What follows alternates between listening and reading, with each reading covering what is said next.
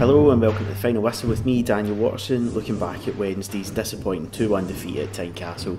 Coming up in this episode, James, Danny and myself discuss the match, and we have post-match reaction from Neil Lennon. But first, let's remind ourselves of the action with Hibs TV's Pike and Danny Galbraith. Well defended by Hibs. Milinkovic, Naismith forward, chance here for Lafferty, he's inside the 18-yard box and he pokes the ball into the back of the net. It's Kyle Lafferty. Lewis Stevenson got the wrong side of him. Lafferty was able to poke the ball with his left foot beyond Offie Marciano, and against the run of play after 25 minutes, Danny, Hearts have the lead. Yeah, just a mix up there, allowed Lafferty in just to sort of toe poke it past Marciano. Goal out of nothing, really disappointing one from a Hibs point of view, but what all to do now. Control, Stevenson picks up again, he's caught. Craig Thompson points to the penalty spot. Lewis Stevenson got himself into the 18-yard box. Scott Allen had got the ball caught under his feet, but it broke into the path of Lewis Stevenson and he was caught. Canberry against McLaughlin, right-footed, scores! Straight down the middle as John McLaughlin dives to his left-hand side. And 3 minutes into the second half, Hibs are level in this Edinburgh derby. The penalty converted by Flo Canberry. That's just the start Hibs would have wanted, Danny. Absolutely perfect start. And, great play by Stevenson initially to win the ball back, drive 50 yards, good ball into Allen, and just not giving up on the second ball. And perfect start. Only 3 minutes gone in the second half, and it's game on now. And Lewis Stevenson getting forward into the opposition penalty area. Danny, as you say, he was maybe a wee bit cute, but he was certainly caught. Craig Thompson had a long look at it, pointed to the spot. Cochrane floats the ball in.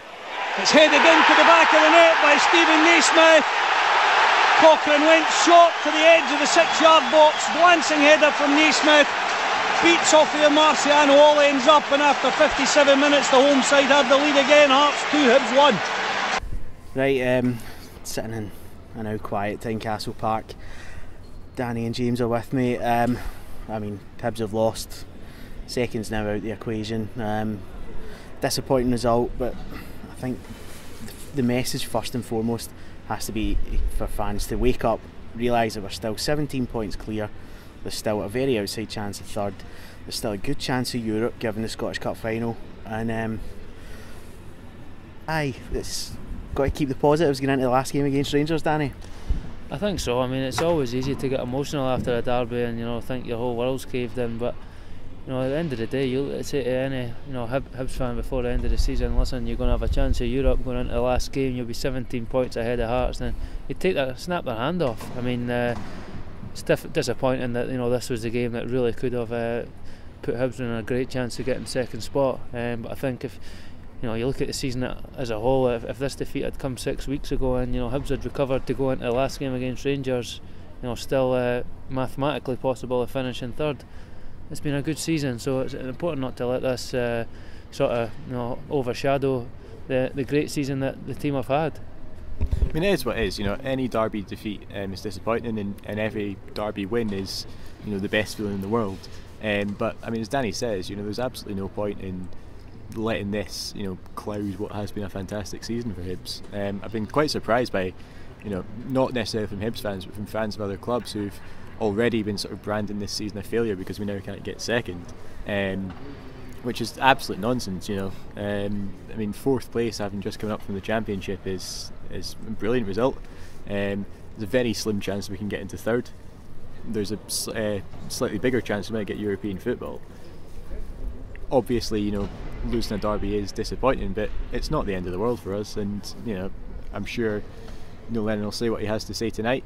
I'm sure it'll be drummed into the players tomorrow in the training ground, and then all focus moves to a big game on Sunday against Rangers, where it is just go and give the fans something to cheer about to end the season.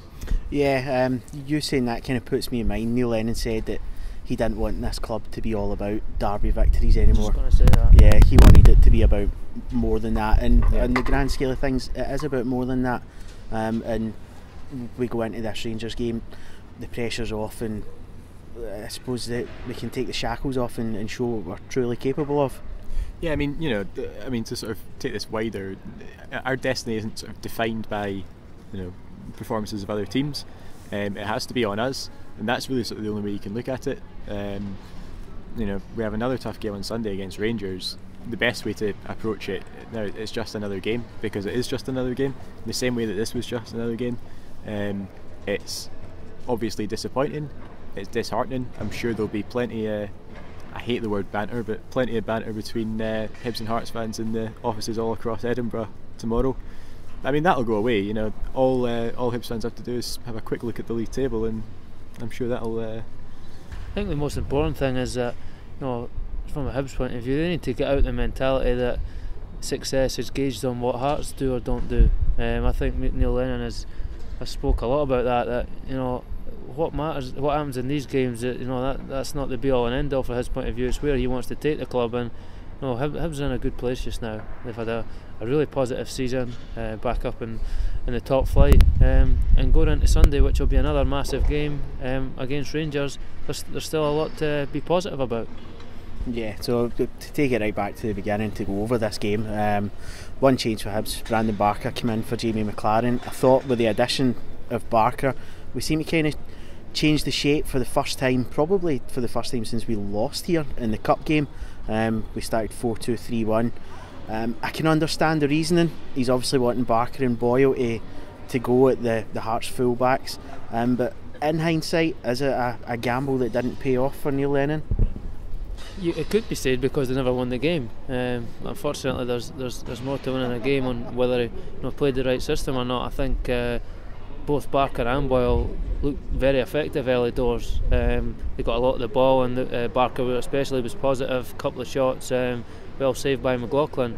And it was a massive blow, Boyle going off. I mean, Boyle was perhaps quieter than Barker, but he just offers that threat wide on the right, and you know, he kept Mitchell pinned back, and he has that outlet and has been that outlet for the majority of the season for Hibs. I don't think you can underestimate, you know, the blow with him going off. The second half, I felt that they had to change the shape, because you know, playing Scott Allen wide on the right, you know, doesn't play to his strengths. They did, going back to the back three or back five, whatever way you want to look at it, with the two wing backs, and getting Allen back in the middle, and they looked like they were, you know, a good shape about the team again. Got the early goal, and you know, to be honest, the momentum had swung so much that you could only really see one team looking to press on and you know, win the game. As so often happens, a sucker punch from a probably needless free kick wide on the right. You know, it wasn't even a great delivery, but you know, Naismith got his head on it, and in fairness, was a great header into the far corner. I mean, it's one of those where, you know, you look at it and you look at the shape that's really been working for us since, I mean, effectively since January, since that, like you say, since the cup game and since the defeat at Parkhead, since the likes of Scott Allen, Jamie McLaren, Flo Canberra coming into the club. It was a tactical decision, because you know, Neil Lennon believes, and Neil Lennon, you know, wants us to go for it. Then that's fine. I thought it was slightly harsh perhaps to drop Jamie McLaren. Didn't have his best game against Aberdeen at the weekend, but I think he's been a fantastic addition to the squad. A tactical gamble I'm not sure about, but there was an understanding today that, you know, for us to have a chance to finish in second, we had to go for it. I felt we kind of went more attacking than we usually do, despite the fact that, you know, we had less out and out strikers on the pitch. It's one of those where it's not quite happened tonight, but you know, we definitely have sort of the talent and the potential in the squads to change things about a bit. Yeah, I mean, Danny, you touched on it already. Hibs absolutely flew out the traps. Dan McGregor had a header just over the bar from a free kick. McGinn then had an effort from a free kick that kind of went high, wide and mighty. But Barker and Boyle were causing problems. Barker especially, he had a brilliant run early on within the first 15 minutes. Got beyond maybe 3 or 4 men. These shots blocked in the end. Scott Allen then has a shot comfortably saved, and I think it's easy to forget now, but Hibs really were so dominant in that opening 15-20 minutes, with those two causing lots of problems. That's probably the best I've seen Hibs start a game at Tynecastle for a long time. You know, they came, you could see from the minute the teams were named how Hibs were going to play. They were going to be positive, they were going to attack, and they were on the front foot from the beginning.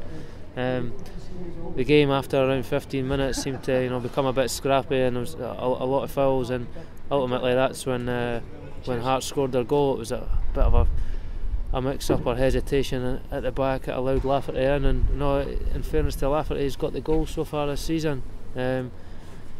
it's just frustrating when you have such a good start that you don't capitalise on it. I think the interesting thing is that Hearts' game plan isn't ever going to change. They have the same sort of style of playing, regardless of who the manager is, regardless of who the players are. You know what you're going to get from it. I think kind of Hibs tend to have this sort of mentality about them that every time we come at Tynecastle we have to play a slightly different way in an attempt to combat that. The first 15 minutes were really encouraging. We know the sort of the pace that we have in the team, the likes of Martin Boyle and Brandon Barker getting forward. The centre half pairing that Hearts had of Berra and Hughes are not quick. You thought if you saw sort of Martin Boyle was trying to almost come inside, and Brandon Barker as well were trying to come inside as much as possible. An attempt to get one-on-one with those two worked a few times, and Barker in particular I thought started the game really well. I thought Hearts actually did quite well to kind of mark Martin Boyle as much as possible. In the end he does get a couple of kind of half runs at the Hearts defence, but you're right, it was a very encouraging start. Yeah, and I think you could almost pinpoint the moment where it did start to get scrappy, as you've mentioned, Danny. There was a moment where McGinn looked like he was sort of manhandled, but Adow spends about 30 seconds trying to pick him up and drag him along the deck. Right up the other end, Lafferty gets booked for a shocker of a tackle on Lewis Stevenson. In my opinion, it could have been a red, but do we think a yellow was a fair one for that? I probably do think a yellow was a fair one, yeah. I think, in fairness, I've not seen it back. At the time, my initial reaction was a yellow. I think because of the game, because of the fans of both sides want blood, sometimes these things kind of blow over and get a bit out of control. But no, I think you might look back and perhaps it was worse than what I certainly initially thought. But like you say, it's a strange moment in the game when Hearts have got the ball and Adow's still actually trying to pick John McGinn up after he'd went around making foul after foul. I don't think it was Adow's involved in the initial challenge. No, it wasn't, no. It gets a bit scrappy from there, and then the 25-minute mark, Hibs maybe they do afford a little bit too much space outside the box. Lewis Stevenson, very, very uncharacteristic of him. He kind of falls asleep, whether it's just the crowd noise that he doesn't hear a shout. Kyle Lafferty goes in just behind him, and semblance of credit, it's a tidy finish. Yeah, it is, and it is a good finish for Lafferty. He is a good finisher. Even saw that at the weekend with his, you kind of get two sides of the coin. It's a particularly scrappy finish, which he does manage to get into the corner, and his goal against Celtic at the weekend is a great strike and leaves Scott Bain with absolutely no chance. It is uncharacteristic of Lewis, particularly this season, where I think he's been absolutely fantastic. And particularly in the second half of the season, I think his performances in the second half of the season have been up there with the best in his career. It's one of those where you're right in kind of what you say, where the game does start to get scrappy, and I think when it does start to get scrappy like that, Hearts are always going to have the advantage. That goal, the ball through, I think it's from Naismith, it's actually not a bad ball through, but the way that Naismith actually gets the ball is it's about 4 or 5 players trying to kick it at the same time. It breaks to him, Lafferty gets in behind, and he goes in the back of the net. And at that point, Hearts are coming back into the game, but they certainly weren't the better side, and they didn't, I don't think, look more likely to score up until obviously they do, and that's what derbies so often turn on. No, I think going back to Lewis especially, nobody will be more disappointed than him tonight. If anybody deserves a break, it's Lewis Stevenson. As you have rightly said, his performances this season have been up there with the best in his career. He's arguably one of the most consistent players week in, week out. Just disappointing that maybe the one time he switches off is in such a big game. But like I said, there'll be nobody hurting more than him tonight, and I've absolutely no doubt that he'll more than make up for it somewhere down the line. Yeah, and to be fair, he made up for it right at the start of the second half by winning the penalty, but we'll get on to that as well.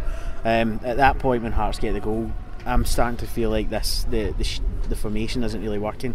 Flo Canberry seems like the loneliest man in Tynecastle all of a sudden. They've obviously got the momentum. Hearts go close again when Cochrane has a shot deflected wide. I think Milinkovic again just got ahead of Stevenson to set that one up, and then there's with Dylan coming on, it could have forced the change in shape that Hibs were maybe needing.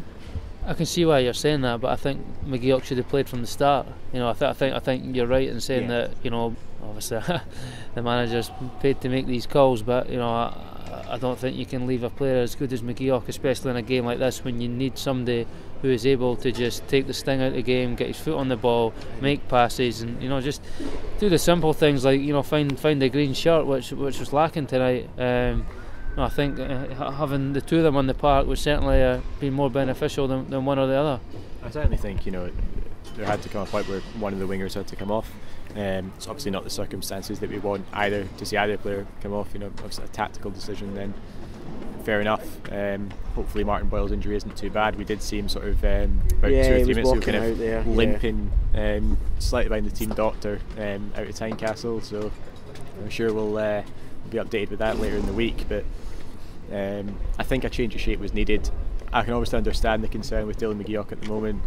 He's playing with a protective mask on, and he's obviously had his injury over the past couple of weeks, and you know, I guess there was a bit of concern over aggravating that injury, but I think it was clear that a change was needed, and that getting Dylan on was going to be a positive More reaction with James and Danny shortly, but let's hear the post-match thoughts of Neil Lennon speaking with Cliff on Hibs TV. It's never nice losing a derby, particularly one where there was so much riding on it. Sum up your feelings of tonight.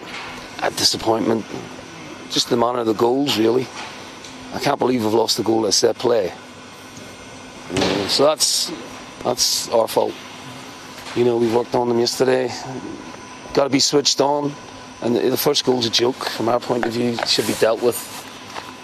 I don't know what we're thinking of. We're unprofessional tonight, Cliff. Look at the pitch. The pitch is perfect, but it's hard underneath.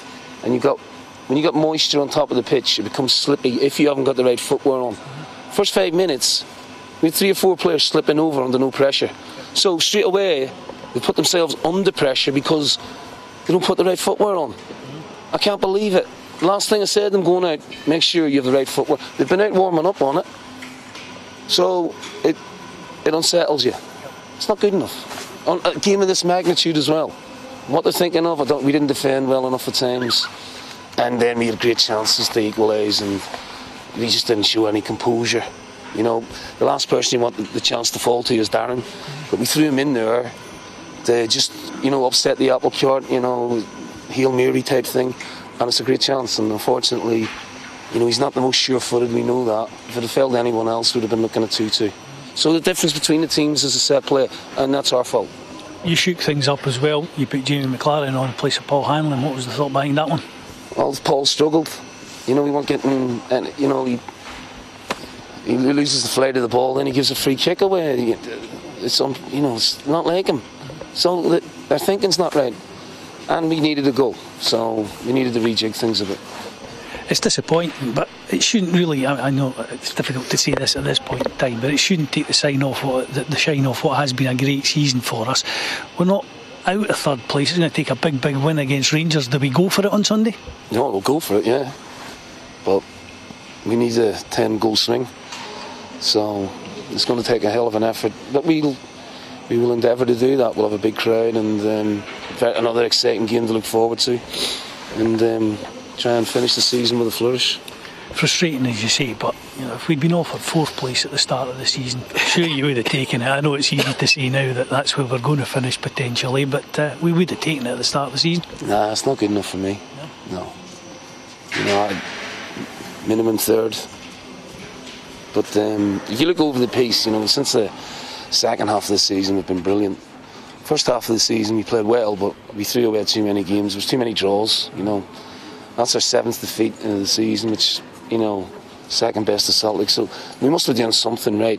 However, we're just lacking, you know, a little. Well, we were certainly just lacking first half of the season, but this second half of the season's been very. The players can be proud of themselves, but they'll have regrets about tonight. Yep. Frustrating as well. You said, we've discussed this before, you look back on games like the Motherwell game, we were 2-0 up at Easter Road, Dundee. To be fair, they've all come in the first half of the season, you know, and we made the changes, and you know, they've definitely enhanced us, like, you know, so. But 4th is a bit of an anti-climax, so we'll have to go and try and win 5-0. Fair enough. So for next season, obviously, you'll want to improve upon that. Does the work start towards next season effectively now? Well, the work has started, yeah. I hate answering questions on next season because try and live in the present. There's what's going on behind the scenes. So, and my whole focus has been on these 4 or 5 games. I knew really deep down we needed to win 4. So we're just going to come up a bit short. And we've had opportunities, Cliff. Should have won the game on Saturday. Should have got something out of the game tonight, even though, Hearts didn't let us play, which is to their credit. But I'm really disappointed with the manner of the goals and some of the senior players' performances tonight.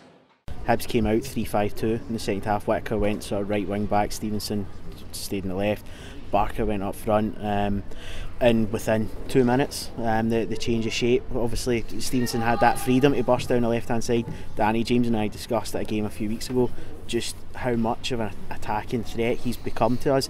It's as if he's added that little bit extra to his game in terms of delivery and crossing, and it's his persistence that draws out the penalty. Yeah, I think with the wing backs, becoming a favourite system for the team. If you're playing that position, you have to offer something going forward. When you're playing as a full back, your job is to defend. Playing in that wing back position, you need to be equally as effective both ways, and that's definitely something that Lewis has improved on. And like we spoke about, his performances have been brilliant in the second half of the season. And it's the tenacity that he has that wins the ball back initially that he's always had, and just never given up after Alan lost the ball. He was there to pick up on the second ball and win the penalty and get Hibs off to the perfect start in the second half. I think what's particularly impressive is how quickly he's adapted to that role, because when you think about his career as a whole, he hasn't been playing as a wing back for the whole time. He's been playing as a wing back for a relatively short period of that, and I think he kind of saw sort of a microcosm of that tonight. He's bursting into the box. He's always the second runner, if you like. He kind of, I think Adow wins the ball back from, is it Barker? I think it's in there initially, but as soon as Stevenson's bursting in, he's under pressure. He has to do something with it. He takes a swing at the ball. He doesn't get it. He gets from what we see, he gets Lewis Stevenson.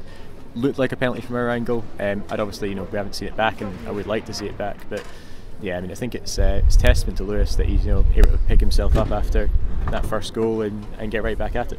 Yeah, and I think I've just said that in the first half, Flo was the loneliest man at Tynecastle, and then he became the coolest man. It's a great penalty, just slot it away.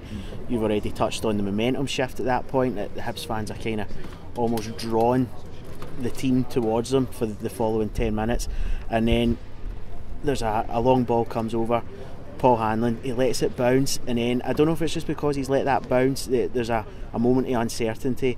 He brings down Lafferty. You've already said, Danny, it was kind of a daft free kick to give away. James, you and I listed all the in the most Hibs fan way, we listed all the things that could potentially have gone wrong with that free kick, but Stephen Naismith getting a free header wasn't one of them. No, and I think what we saw tonight from Hearts was a lot of their set pieces. They had a series of corners in the second half. We had about 4 or 5 corners in a row, and every single corner was different. It was different players kind of making the runs to the front post. It was different players pulling off at the back post. Obviously, they are a team that's set up to score goals from set pieces, which if that's the way that Craig Levein wants to set up his team, then that's fine. There's I'm not one of the people who kind of objects to teams not coming out and playing 150 passes before they put the ball in the net.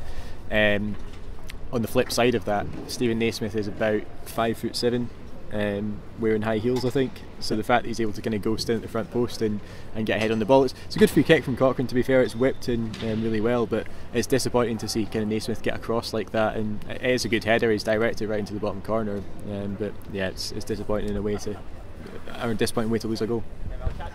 Yeah, I think you've more or less summed it up there. Just, in these games when they're so tight, it really comes down to who takes their chances. Both spells when Hearts scored their goals were perhaps period where Hibs were on top, and that is the difference. That's the fine margins. Just as Hibs score, the Hibs crowd are going mad, the Hearts fans quiet in, and you think, here we go, it's the game on now. Well, as you say, needless free kick, and it's just the small margins that Cochrane puts the ball in, and Naismith manages to find himself free somehow, and ultimately makes Hibs pay in the big games that you just can't afford to switch off at the key moments, and I think that's probably what cost Hibs tonight. Yeah, I mean the Hearts regaining the lead, they obviously just start to sit back as you would expect. Hibs change shape again. Paul Hanlon's replaced by Jamie McLaren. Hibs seem to go 4-4-2 at this point briefly. Hanlon, are we thinking that he's taking a knock? Because as we kind of discussed it after the match had finished, I can understand you make the sacrifice with taking a defender off, but if you're chasing and you're needing a bit of composure kind of to start an attack in the Hearts half, Paul Hanlon would maybe be one you would want to keep on. I don't think there's any doubt about that. I mean, the worrying thing for me is it didn't look like he had a knock. I don't think he would hobble off if he did, but hopefully he did have a knock, because that would explain things.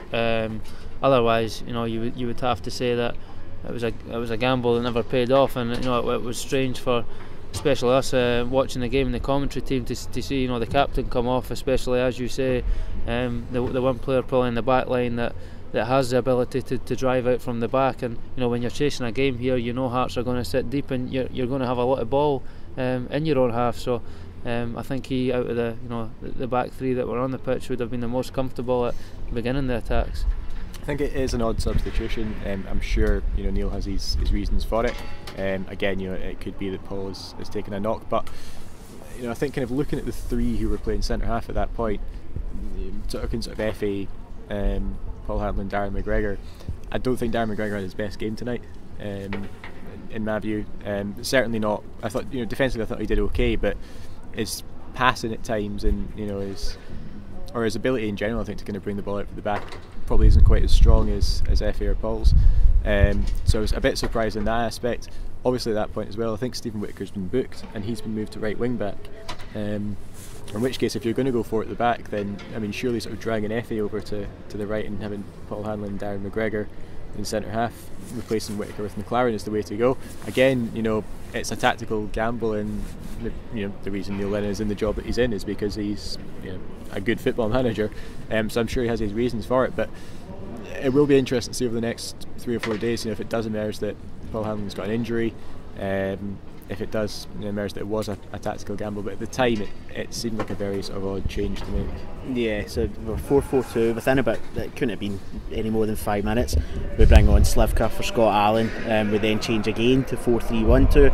Slivka makes an immediate impact, a brilliant surge and run. He slips in Brandon Barker, should have taken it first time, takes a touch, it ends up going out for a goal kick, and at that point I think Barker injures himself, and we've used all our subs, and we're effectively a man down because Brandon's kind of a lonely figure in the middle of the park. I think what we saw in the first half with Brandon Barker playing on the left hand side was kind of indicative of that. As soon as he got the ball on the left, he was cutting inside and he was trying to hit it with his right foot. He's obviously not quite as strong on his left as he is on his right, so when Slivka's kind of surging through there and the pass is on to Barker, he slips it in. I can understand Barker not wanting to take it first time on his left foot, and wanting it to come on a slightly better angle for his foot to connect with the ball, but at the same time, in games like this you kind of have to just take that chance.